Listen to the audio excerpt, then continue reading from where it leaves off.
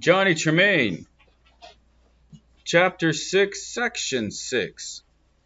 The next day, the 16th, Johnny woke to hear the rain drumming sadly on the roof. And soon enough, once more, he heard all the bells of Boston clanging, bidding the inhabitants come once more, and for the last time, to Old South to demand the peaceful return of the ships to England. By nightfall, when the boys Rab had selected began silently to congregate in the office of the Observer, behind locked doors, the rain stopped. Many of them Johnny knew.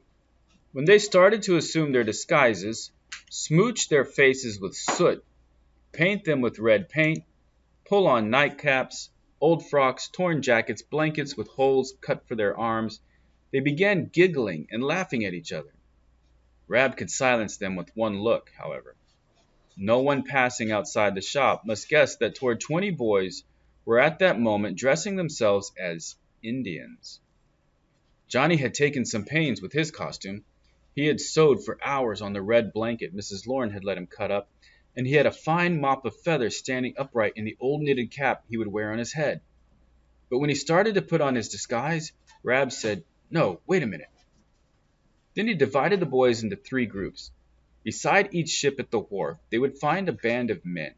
"You," he said to one group of boys, "will join the boarding party for the Dartmouth, you for the Eleanor, and you for the Beaver." Each boy was to speak softly to the leader and say, "Me know you," for that was the countersign. They would know the 3 leaders because each of them would wear a white handkerchief about the neck and a red string about the right wrist. Then he turned to Johnny. "You can run faster than any of us. Somehow get to Old South Church. Mr. Roch will be back from begging once more the governor's permission for the ships to sail within a half hour. Now, Johnny, you're to listen to what Sam Adams says next. Look you, if Mr. Adams then says, 'Now may God help my country,' come back here. Then we'll take off our disguises and each go home and say nothing. But if he says, 'This meeting can do nothing more to save the country,' you're to get out of that crowd as fast as you can, and as soon as you get into Cornhill, begin to blow upon this silver whistle. Run as fast as you're able back here to me and keep on blowing. I'll have boys posted in dark corners, close enough to the church, but outside the crowd. Maybe we'll hear you the first time you blow." About Old South, standing in the streets inside the church, waiting for Roch to return with the very last appeal that could be made to the governor, was the greatest crowd Boston had ever seen. Thousands upon thousands. There was not a chance, not one, Johnny could ever squirm or wriggle his way inside. But he pushed and shoved until he stood close to one of the doors. Farther than this he could not go, unless he walked on people's heads. It was dark already. Josiah Quincy's voice rang out from within. "I see the clouds roll and the lightning play, and to that God who rides the whirlwind and directs the storm I commit my country." The words thrilled Johnny, but this was not what he was waiting for. It was not Sam Adams speaking. He was bothered with only one thing. Quincy had a beautiful carrying voice. It was one thing to hear him, and another Sam Adams, who did not speak well at all. The crowd made way for a chase. "Roch is back! Make way for Roch!" Mr. Roch passed close to Johnny. He was so young he looked almost ready to cry. This was proof enough that the governor had still refused. Such a turmoil followed Roch's entry. Johnny could not hear any one particular voice. What chance had he of hearing Sam Adams' words? Had he his whistle in his hand? But he was so jammed into the crowd about the door that he did not believe he would be able to get his hand to his mouth. "Silence!" That was Quincy again. "Silence! Silence! Mr. Adams will speak." Johnny twisted and turned, and brought the whistle to his lips. And suddenly there was silence. Johnny guessed there were many in that crowd who, like himself, were hanging on those words.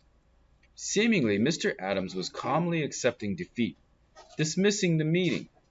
For now he was saying, "This meeting can do nothing more to save the country." Johnny gave his first shrill blast on his whistle, and he heard whistles and cries seemingly in all directions. Indian war whoops in Boston Harbor at a teapot tonight. Hurrah for Griffin's Wharf, saltwater tea. Hi, Mohawks, get your axes and pay no taxes. Johnny was only afraid all would be over before Rab and his henchmen could get to the wharf. Still shrilling on the whistle, he fought and floundered against the tide of the crowd. It was sweeping toward Griffin's Wharf. He was struggling to get back to Salt Lane. Now he was afraid the others would have gone on without him. After all, Rab might have decided that Johnny's legs and ears were better than his hands, and deliberately let him do the work that best suited him. Johnny pushed open the door. Rab was alone. He had Johnny's blanket coat, his ridiculous be-feathered knitted cap in his hands. "Quick!" he said, and smooched his face with soot, drew a red line across his mouth, running from ear to ear. Johnny saw Rab's eyes through the mask of soot. They were glowing with that dark excitement he had seen but twice before. His lips were parted. His teeth looked sharp and white as an animal's. In spite of his calm demeanor, calm voice, he was charged and surcharged with the will to action, a readiness to take and enjoy any desperate chance. Rab had come terrifyingly alive. They flung themselves out of the shop. "Roundabout!" cried Rab. He meant they would get to the wharf by back alleys. "Come, follow me. Now we're really going to run." He flew up Salt Lane in the opposite direction from the waterfront. Now they were flinging themselves down back alleys, faster and faster. Once they had a glimpse of a blacksmith shop and other Indians clamoring for soot for their faces. Now slipping over a backyard fence. Now at last on the waterfront, C Street, Flounder Alley. They were running so fast it seemed more like a dream of flying than reality. The day had started with rain, and then there had been clouds. But as they reached Griffin's Wharf, the moon, full and white, broke free of the clouds. The three ships, the silent hundreds gathering upon the wharf, all were dipped in the pure white light. The crowds were becoming thousands, and there was not one there but guessed what was to be done, and all approved. Rab was grunting out of the side of his mouth to a thick-set, active-looking man whom Johnny would have known anywhere by his walk and the confident lift of his head was Mr. Revere. "Me know you. Me know you," Johnny repeated this countersign, and took his place behind Mr. Revere. The other boys, held up by the crowd, began arriving, and more men and boys. But Johnny guessed that many who were now quietly joining one of those three groups were acting on the spur of the moment, seeing what was up. They had blackened their faces, seized axes, and come along. They were behaving as quietly and were as obedient to their leaders as those who had been so carefully picked for this work of destruction. There was a boatswain's whistle, and in silence one group boarded the Dartmouth. The Eleanor and the Beaver had to be warped into the wharf. Johnny was close to Mr. Revere's heels. He heard him calling for the captain, promising him, in the jargon everyone talked that night, that not one thing should be damaged on the ship except only the tea. But the captain and all his crew had best stayed in the cabin until the work was over. Captain Hall shrugged and did as he was told, leaving his cabin boy to hand over the keys to the hold. The boy was grinning with pleasure. The tea party was not unexpected. "I'll show you," the boy volunteered, "how to work them hoists. I'll fetch lanterns, mister." The winches rattled and the heavy chests began to appear, 150 of them. As some men worked in the hold, others broke open the chests and flung the tea into the harbor. But one thing made them an unexpected difficulty. The tea inside the chests was wrapped in heavy canvas. The axes went through the wood easily enough. The canvas made endless trouble. Johnny had never worked so hard in his life. He had noticed a stout boy with a blackened face working near him. The boy looked familiar, but when he saw his white, fat hands, Johnny knew who he was and kept a sharp eye on him. It was Dove. He was not one of the original Indians, but a volunteer. He had on an enormous pair of breeches tied at each knee with rope. Even as Johnny upended a chest and helped get the tea over the rail, he kept an eye on Dove. The boy was secretly scooping tea into his breeches. This theft would come to several $100s in value, but more important, it would ruin the high moral tone of the party. Johnny whispered to Rab, who put down the axe he had been wielding with such passion and grabbed Dove. It wasn't much of a scuffle.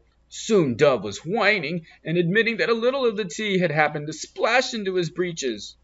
Johnny got them off and kicked them and the many pounds of tea they held into the harbor. "He swim good," he grunted at Rab, for everyone was talking Indian that night. Rab picked up the fat Dove as though he were a rag baby and flung him into the harbor. The tea was thicker than any seaweed, and its fragrance was everywhere. Not a quarter of a mile away, quite visible in the moonlight, rode the Active and the Kingfisher. Any moment the tea party might be interrupted by British Marines. There was no landing party. Governor Hutchinson had been wise in not sending for their help. The work on the Dartmouth and the Eleanor finished about the same time. The Beaver took longer, for she had not had time to unload the rest of her cargo, and great care was taken not to injure it. Just as Johnny was about to go over to see if he could help on the Beaver, Mr. Revere whispered to him, "Go get brooms. Clean 'em deck." Johnny and a parcel of boys brushed the deck until it was clean as a parlor floor. Then Mr. Revere called the captain to come up and inspect. The tea was utterly gone, but Captain Hall agreed that beyond that there had not been the slightest damage. It was close upon dawn when the work on all three ships was done, and yet the great silent audience on the wharf, men, women, and children, had not gone home. As the three groups came off the ships, they formed in fours along the wharf, their axes on their shoulders. Then a hurrah went up and a fife began to play. This was almost the first sound Johnny had heard since the tea party started, except only the crash of axes into sea chests, the squeak of hoists, and a few grunted orders. Standing quietly in the crowd, he saw Sam Adams, pretending to be a most innocent bystander. It looked to Johnny as if the dog fox had eaten a couple of fat pullets, and had a third in his mouth. As they started marching back to the center of town, they passed the coffin house at the head of Griffin's Wharf. A window opened. "Well, boys," said a voice, so cold one hardly knew whether he spoke in anger or not, "you've had a fine, pleasant evening for your Indian caper, haven't you? But mind, you've got to pay the fiddler yet." It was the British Admiral Montague. "Come on down here," someone yelled, "and we'll settle that score tonight." The Admiral pulled in his head and slapped down the window. Johnny and Rab knew, and men like the observers knew, but best of all Sam Adams knew, that the fiddler would have to be paid. England, unable to find the individuals who had destroyed this valuable property, would punish the whole town of Boston, make every man, woman, and child, Tories and Whigs alike, suffer until this tea was paid for. Nor was she likely to back down on her claim that she might tax the colonists any way she pleased. Next day, all over Boston, boys and men, some of them with a little paint still showing behind their ears, were so lame they could scarce move their fingers, but none of them, not one, told what it was that had lamed them so. They would stand about and wonder who those Mohawks might have been, or what the British Parliament might do next, but never say what they themselves had been doing, for each was sworn to secrecy. Only Paul Revere showed no signs of the hard physical strain he had been under all the night before. Not long after dawn, he had started on horseback for New York and Philadelphia with an account of the tea party. He could chop open tea chests all night and ride all day.